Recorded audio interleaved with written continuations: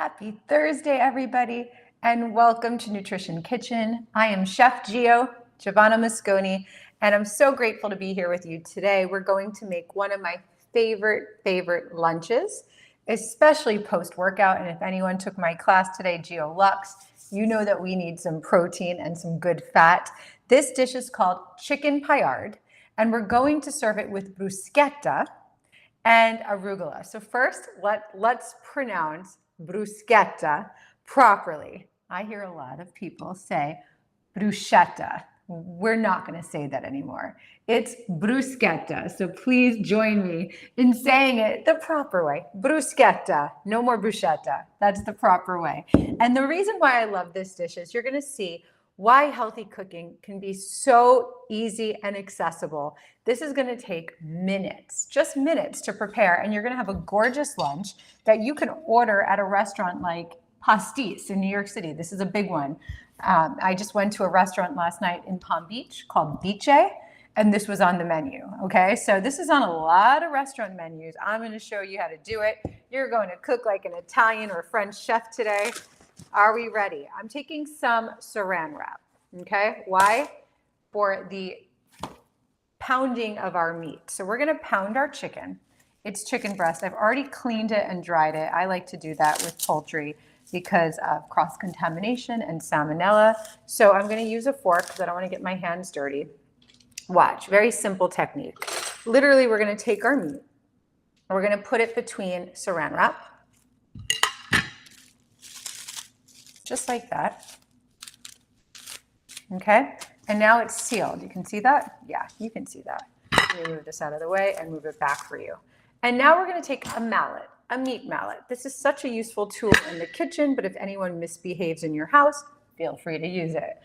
The husband, he knows, stay away because I'm gonna pound. All right, so we're gonna lightly start in the center and just pound your meat so that we get, and by the way, I bought the chicken already thin. You can buy thin cuts, but I just wanted to show you this. And I like to get it paper thin. I really love my paillard, which in French means thin pieces.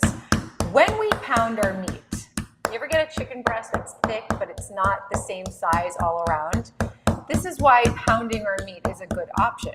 It allows for tender meat because when we pound it like this, the meat stays the same size, thin. So that allows for even cooking and a juicier result. Otherwise, the thicker part takes longer to cook. The sides that are thinner are gonna cook more and it becomes dry. You ever have that happen? This allows for a thinner cutlet. So paillard, it's a little, I would do this if I'm making, you ever see chicken Milanese? You guys know it as chicken cutlets where we bread it. And you want to do this delicately. You're not beating your meat, okay? Delicately, sexy. Take care of your meat. All right, fantastic. Now I have a thin piece of meat, and I want to get rid of this plastic because now it's been contaminated. But look, my cutting board, my countertop is absolutely fine. I'm going to place it on this plate. Let's discard the plastic wrap. See how thin that is? Okay, it's nice, it's even, a thin piece of chicken. I'm going to discard my plastic wrap to avoid cross-contamination. All right, so my seasoning is very simple. I wish I could make it different for you, but I like just the basics when I cook. I do salt, I do pepper, and I do olive oil. We keep it simple here in Nutrition Kitchen. Salt, pepper, olive oil. When I salt, I go high up, okay? And then I take my pepper high up. Why? When I go high, I cover all the meat. Look, if I go close, I'm getting one part. So you can do less seasoning when you raise it. Okay, I'm gonna turn it, I'm gonna put a little olive oil, just not too much, just a little bit, okay? I'm gonna turn it around, allow my olive oil mixture to get on it. Again, salt high, and I cover the whole meat. Pepper. And good afternoon, Heather. We don't have too many of you here today, do we? That's okay. There's a replay. Hi, Shannon. I'm going to take my olive oil, drizzle it on top. And that's it. Now we're going to heat our pan. Let me show you our pan, and then we're going to start making our bruschetta. So our pan is a pan I got from a company called Hexclad. This was recommended for grilling. It doesn't have the grill marks that I love, but because we just bought this, I'm going to use it. We're going to get it nice and hot. It doesn't need the olive oil on it because I've already marinated my meat. So you want to do high heat, okay? We're going to get it nice and hot. As our chicken cooks, and you're going to see it's going to not take too much time, we're going to prepare our beautiful bruschetta. And the bruschetta, even though I'm using it on the chicken, it's an amazing appetizer. If you want to give bread, Italians very often drizzle some olive oil on bread, rub a little garlic, and they put the bruschetta on the bread. But because we're a wellness app, we're not doing that today. We're going to keep it about protein and healthy fats.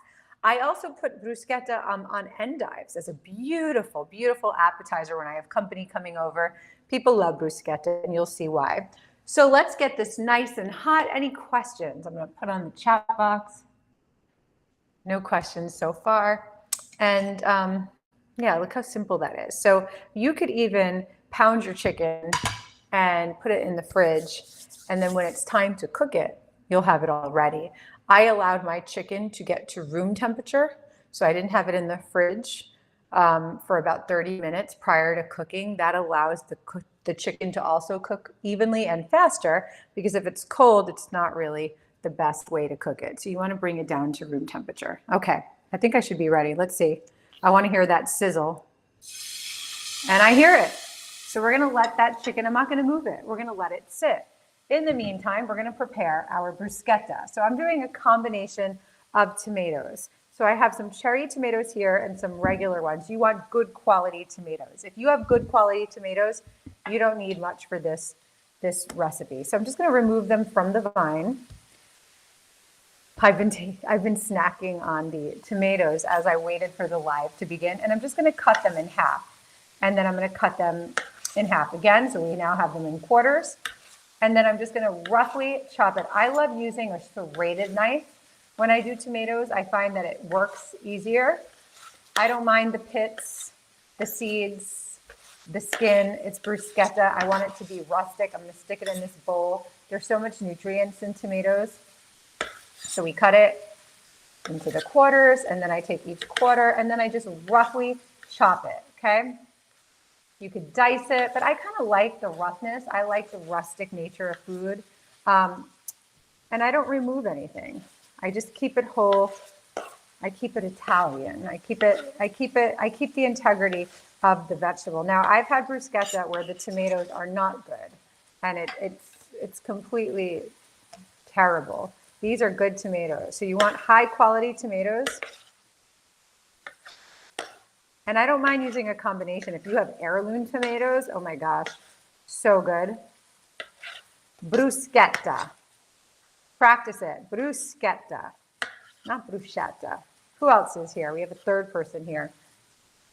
I like when we have, hello, Melissa. I like when we're packed, but that's okay. I'll take whoever comes into my kitchen today. All right, so we're going to just chop these. So you see how I do it? See how the serrated knife glides through the tomatoes? And the reason why I love recipes like this, bruschetta tastes even better the next day. So if I was having a steak bowl, for instance, I love ground beef. I could put this right on top, and I can take just like an ordinary meal, and I can elevate it. That's what's so great about this stuff. Next week, if you come join me, I'm going to teach you. A lot of you better come join me because you're going to get homemade pasta training. I'm going to show you how to make a homemade cavatelli with the basil pesto sauce.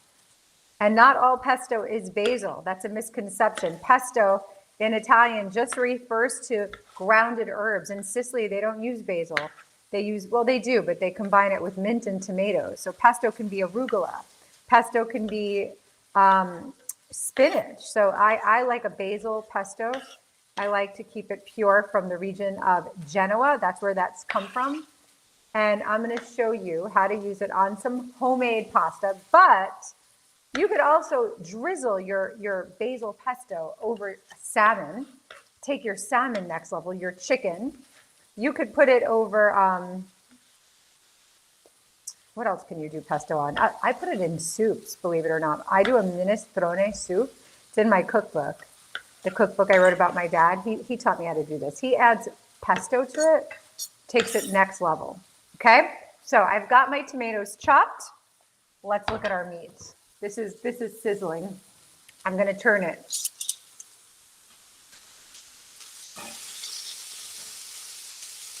We're gonna just let that cook, okay? Beautiful. Now, tomatoes love the salt. So I'm gonna take a nice scoop of salt and season my tomatoes, okay? And I would allow that to sit there for a little bit on my tomatoes, but because we're doing this quick, I'm gonna do some freshly ground pepper. So fantastic. I'm gonna do 3 tablespoons of extra virgin olive oil. I usually just eye this, but because I'm on camera, we're gonna do this proper today. Get yourself a glass bottle. It's so pretty. So this is really good quality, and you would wanna use the good stuff because we're eating this raw. Anytime you're doing a salad or you're doing anything that you're eating that you're not cooking, use the good quality olive oil. 1 tablespoon of a balsamic vinegar. Perfect. And then I'm going to take some garlic and I'm going to grate it on top. I don't want to chop it. I want to grate it and make it really fine and just add a little flavor. So you've got to be careful that you don't hurt your fingers when you do this. But just grating some fresh garlic right into the bruschetta. Look at that. It kind of melts in there, so it's not as harsh as like big chunks of garlic. You know what I mean? So just take your grater and lightly grate your garlic on top. Beautiful.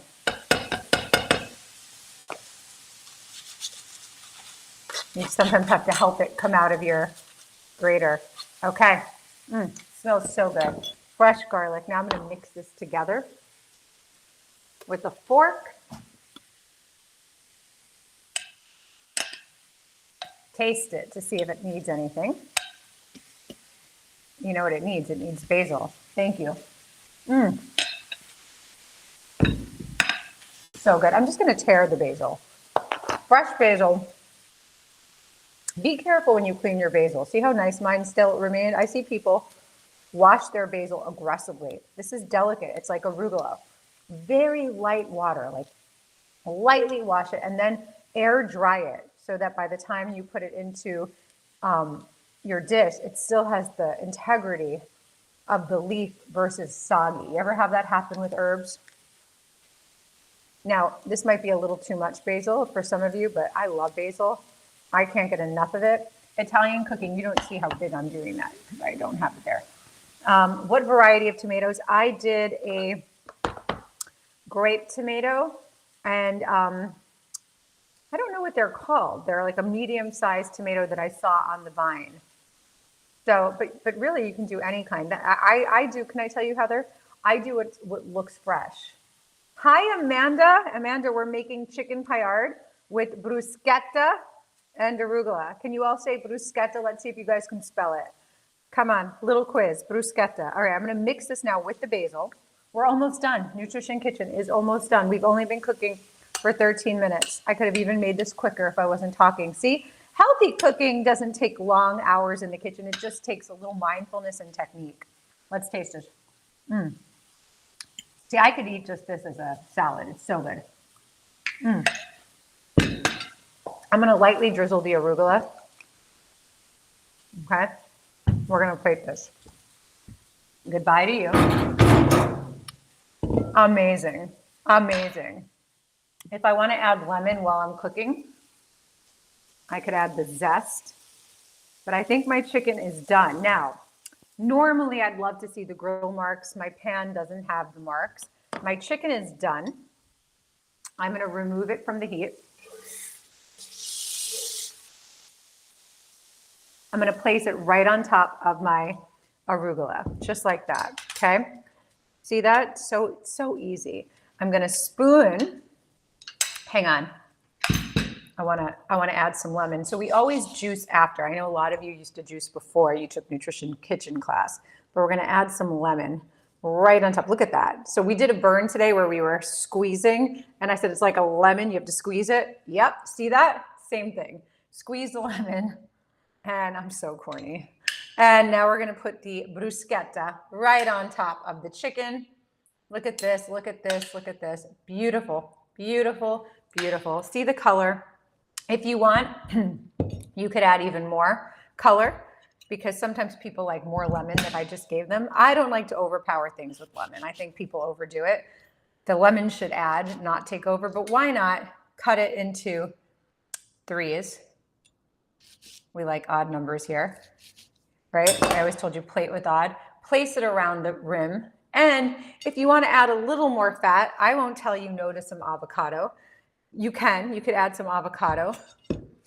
Would you guys like me to add an avocado? Let me show you how I take out this pit. I go like this, I turn it just like that. You got to be careful doing that. Now I'll take a spoon. Let's use the spoon from the bruschetta. We don't have to get too fancy here. Hang on. I'm going to show you. Bruschetta. That's perfect, Amanda. Yes. And Heather said it the way we spell it. Yeah, does everybody know what I'm talking about? People always say bruschetta. So this avocado is not the prettiest. It's a little old. It's got some brown. Don't tell anyone. I don't mind it. I grew up from an immigrant. We don't throw things out. I'll just remove that brown. Look at that. Let's remove it. It's still a good avocado. Okay, it's not going to be perfect, but we'll slice it. We'll fan it. Okay. It's a little too ripe. I think this is the same avocado I used the other day for lunch. Okay, and then I'm going to just take it on top if I want. You know what? It's mush, so I'm not going to. Let's not. I'd rather it be pretty. My avocado is not a California avocado. Apparently, it was a little too ripe. But anyway, this is the dish. Arugula, chicken paillard with bruschetta on top. I would love to taste it for you. Sorry about that avocado bit. I'd lie to you to tell you if I was perfect in the kitchen. When it's too ripe, it's too impossible to fan that. But if I wasn't plating for pictures, I would have thrown it on top. Let's just be honest. I'll save that. Okay, let's take a bite. Make sure when you take your bite, you put your bruschetta and your arugula. Hold on, one more thing. Hold on, we want more flavor. Hang on. Parmigiano Reggiano cheese is gonna take this to a whole nother level. Just so you see how I preserve my cheese. If you want to preserve your Parmigiano Reggiano cheese, you take a paper towel, you lightly damp it, and then you seal the cheese in there. And see that, how it stays? Otherwise, it will go bad first. So I'm just going to shave it right on top. This is how we create umami, some flavor, because of the salt against the sweetness of the cherry tomatoes, the bitterness of the arugula. That's gorgeous. Okay. Yeah, no lies in here. Sticking this one in the cookbook.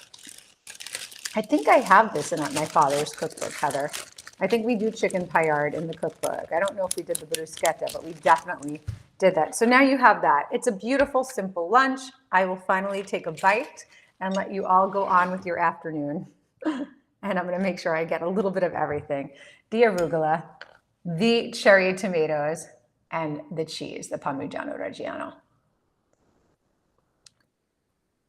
It's perfection. This is beautiful. Any questions? Chicken paillard, bruschetta, arugula. Buon appetito, my friends. Next week, we are making homemade cavatelli.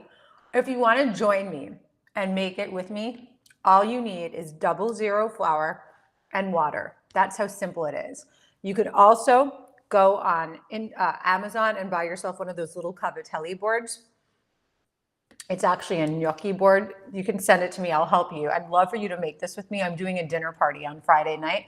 So some of the cavatelli I will make with you guys, I'll use at my dinner party. But we're going to do it with the basil pesto sauce. That's going to be so good that your family is going to be like, where did you learn how to make this? So come join me next week. Let's make pasta. Let's make love in the kitchen. And buon appetito. I will see you next Thursday in GioLux and here for some pasta making. Mwah.